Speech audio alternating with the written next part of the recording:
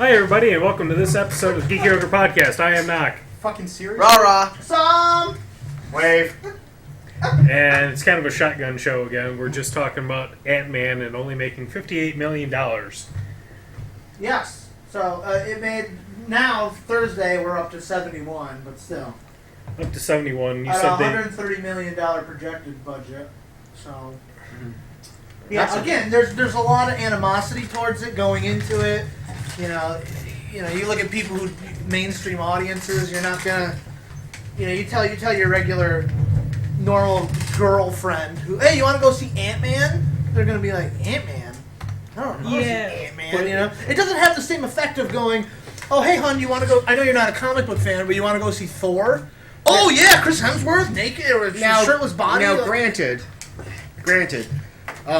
Guardians of the Galaxy was essentially the same way going in. That's true. But one of the big differences is look at how much Guardians got advertised. Yeah. They pimped the shit out of it.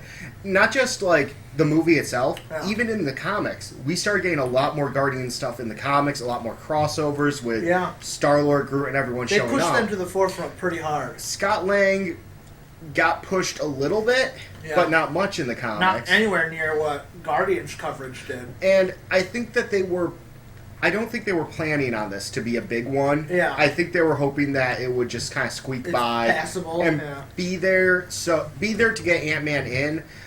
I highly doubt they're going to do an Ant-Man 2. Yeah, I don't know. I think they want him for a Hulk-type role of... He's the guy who had his own movie, but is now going to be in the ensemble. Yeah, he's the ensembles one. Yeah, right. And I have to disagree with you on one point only. I think mainstream advertising. I think they did a really great job. I think they had a brilliant ad campaign. Like 3 months ago, we had on the podcast the poster with the tiny dot. Yeah. That was clever. We were seeing that all over the place. For mainstream advertising, I think they did what they normally do. That's what I was going to say. I think their marketing was clever, and I think they did a good job. But yeah, I barely saw any marketing. Aside from a couple people posting it on Tumblr and Facebook, and not really Marvel itself posting it, like a couple people posting it, yeah, or like our group of friends, or like him standing on the different weapons posters. Yeah. Like I didn't see much from Marvel. Like I saw a couple people making comments. In fact, even the him posing on the different weapons and everything.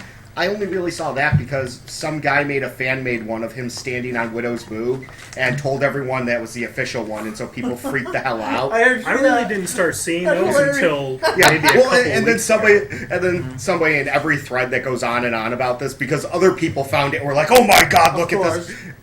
Inevitably, there's always somebody who goes, "No, this is a fake one. Yeah. Here's the real one," and it's him standing on the handle of her gun while it's still in the holster. Yeah, right. So it's like, it's not that bad. That's funny. I like it when people just purposely troll others. I think it'd be interesting to see the budget that they used. Yeah. But I'm not saying that they didn't spend as much money, because I don't think they did. Yeah. But I'm also not saying that they didn't try to promote it. Right. Because I think they did. And they had to.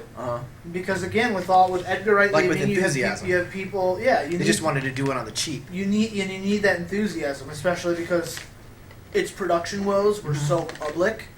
Like this, it's rare when the movie goes through such production woes like this one did, and that it's public knowledge, like outside of people who follow comics or movies, Right. And something like that, you need to do damage control. Well, you've also got the issue with the people who are a fan of Ant-Man in the comics. Right.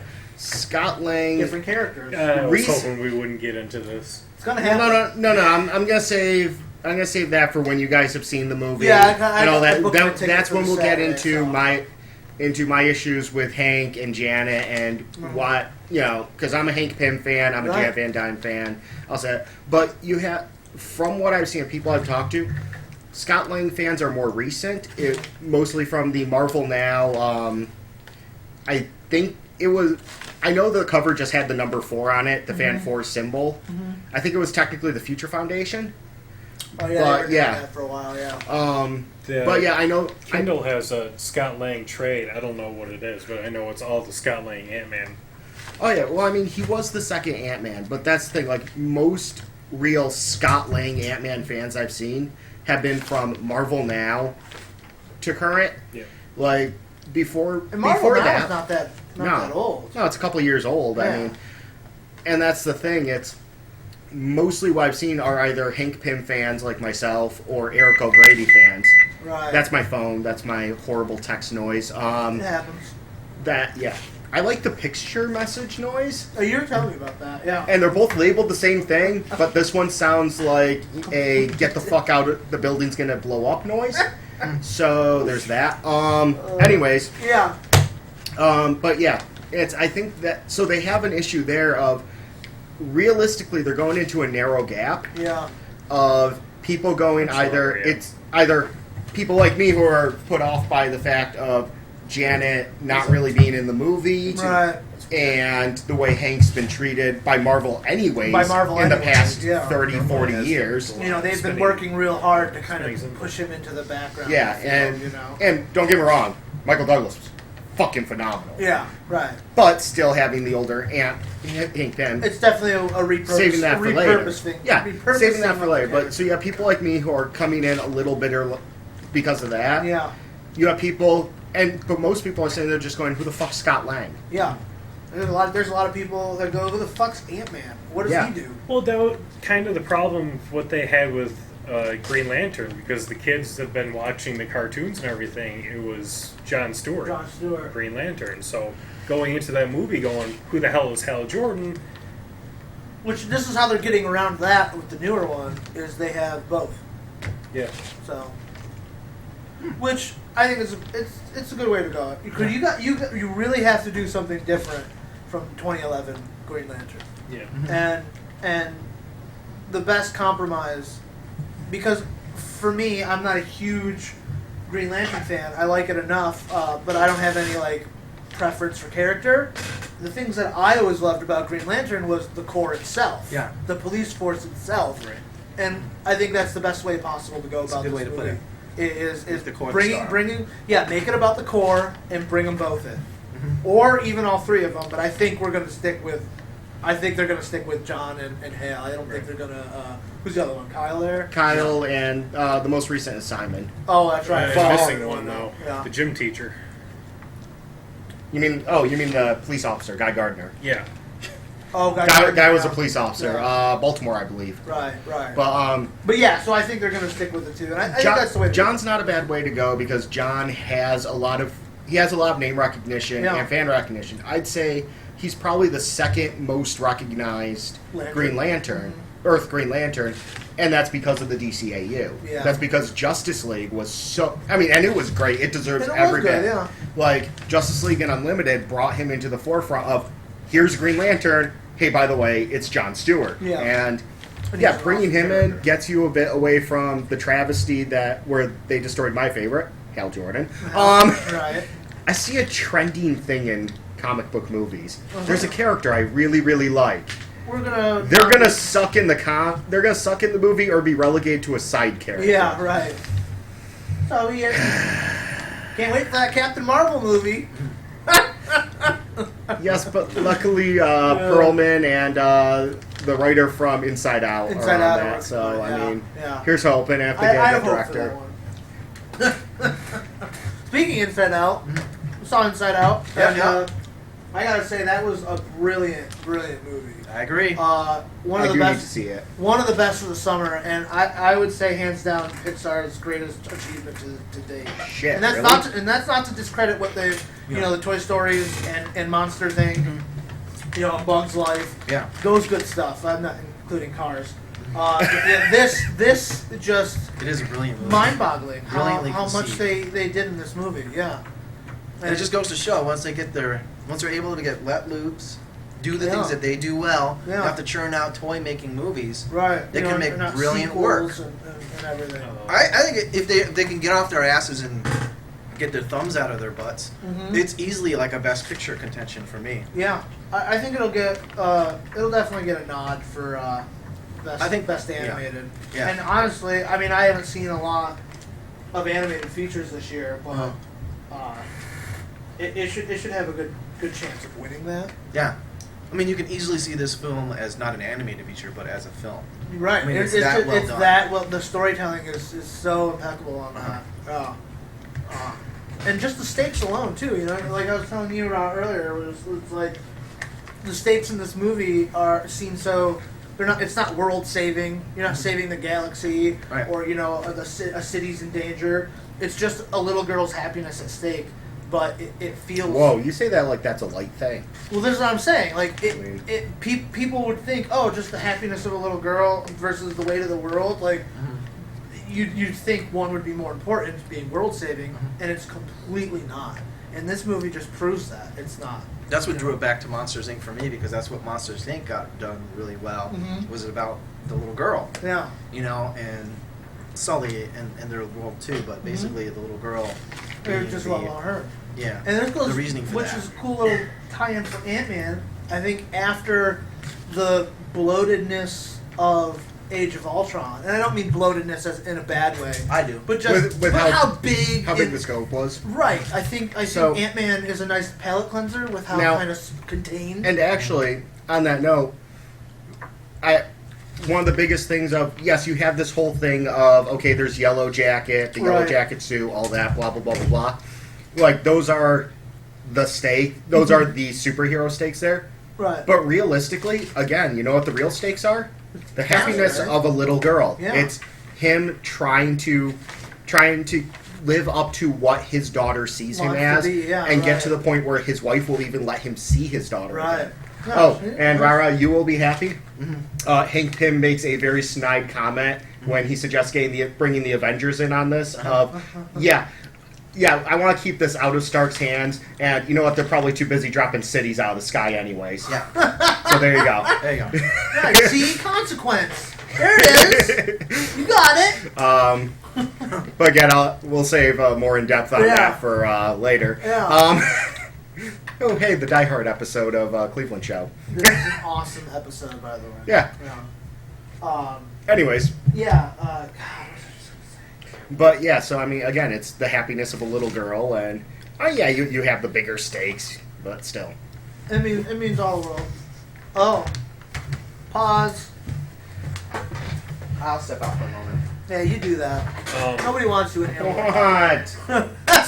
Speaking of animated movies coming out, they're going to make The Killing Joke into an animated Yeah, I feature. saw that. I saw Huh. I'm that. very excited to see that. And Bruce Timm is doing it. Bruce Timm is going to be. He's pretty much been working on all the Batman movies. Yeah. He did Oh, shit. Dark Knight He Returns. did the newer one, right? The Gods and Monsters, or he whatever. did I that didn't one. see that either. Now here's the Actually- real question: Yeah, will it be Bruce Timm artwork? that's I hope.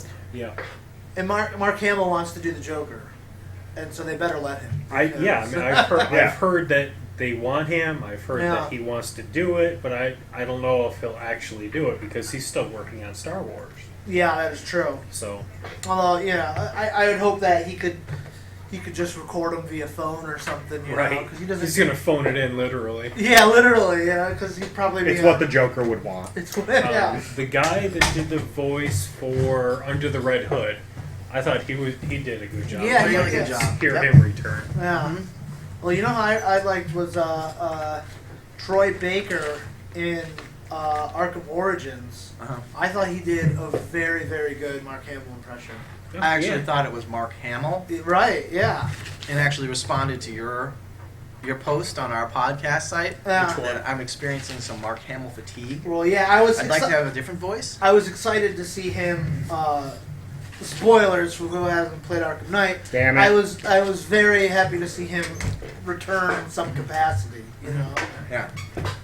I won't go any further Uh-huh. because He comes back to do the voice. But yeah, he comes back and Okay. he said. Not really spoiling it. Just, Well, no, it's just all right. He's doing the voice again. Story wise, yeah, there's a lot that happens, but after Arkham City, he made it seem very much so that he was done doing the Joker. Yeah. So it was kind of a nice surprise to see. Oh, he's back! This is great. Especially after Origins, which didn't have Kevin Conroy as Batman. Right. It didn't have Mark Hamill as Joker. It was cool to kind of wrap up this series with both of them. I mean, from that standpoint, I understand it, but I liked Under the Red Hood's voicing of it. I thought it was great. Yeah. It was great for that Joker. I even liked Brent Spiner's version on Young Justice. Right. So, because it was different. Who did the voice for Joker in Under the Red Hood? Was it John DiMaggio? Uh, Was it a deeper voice? Have Yeah. you seen Death Race?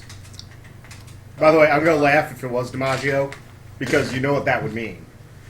What's that? Brave and the Bold Aquaman Oh yeah. did the Joker. Outrageous! Yeah. It's John DiMaggio. Outrageous! That's it. I think I just killed that movie for Rara. No, yeah, that's the thing. It's like it's so well done. Oh yeah, he's and well great written. voice actor. It's Yeah. good. Oh, I have so much respect for him. I mean, Oh yeah. Oh yeah. he's right up there with like Conroy. Oh yeah. I mean, phenomenal.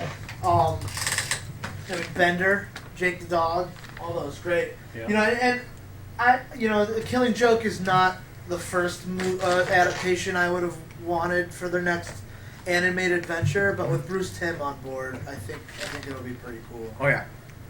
I'm just even beyond Mark Hamill fatigue. I'm just Joker fatigued at this point.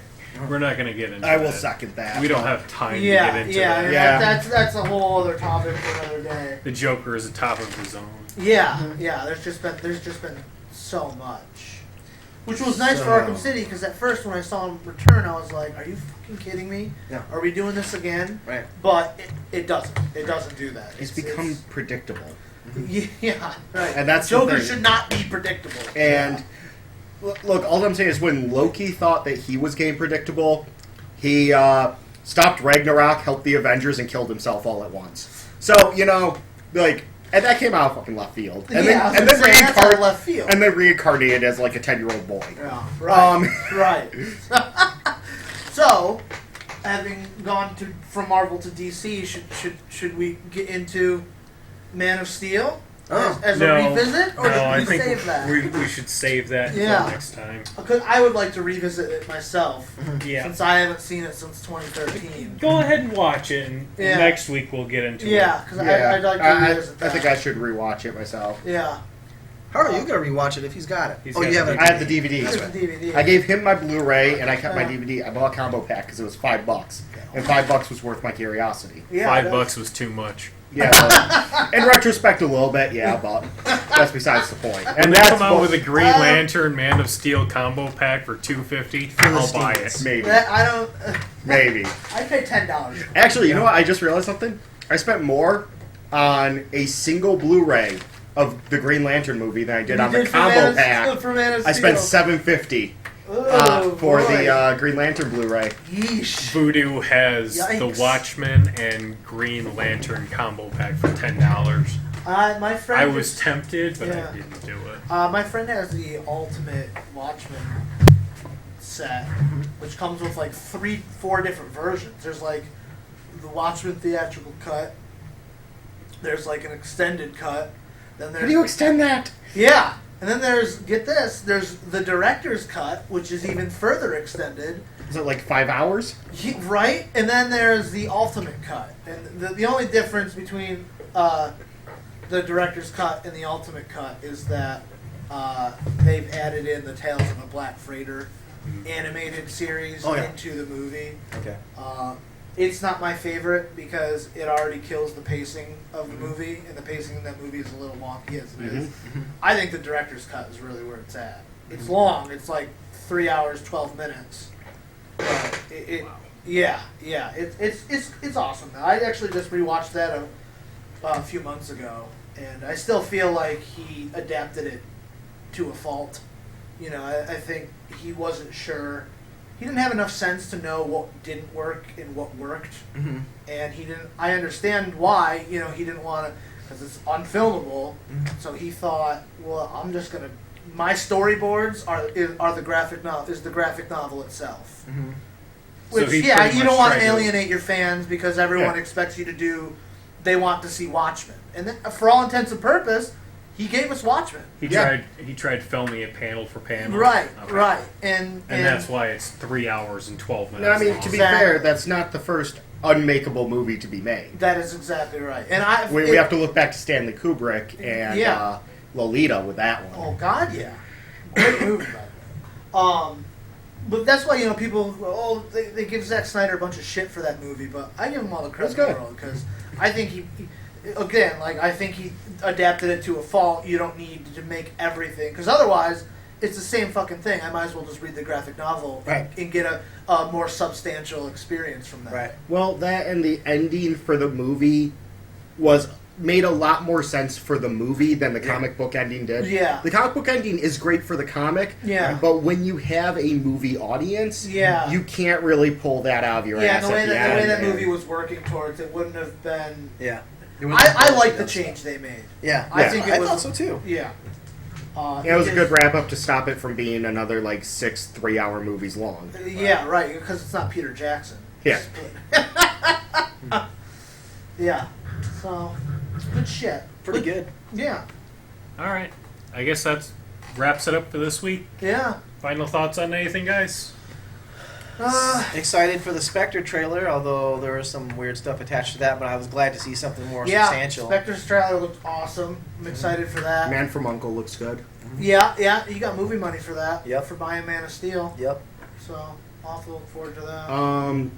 I'd like to add in that I just came across a newspaper article. Yeah? Man robs bank by releasing 350 pounds of ants into building. Oh my Claims God. to be Ant-Man. This is from Chicago, Illinois. Awesome. Nice. And yeah.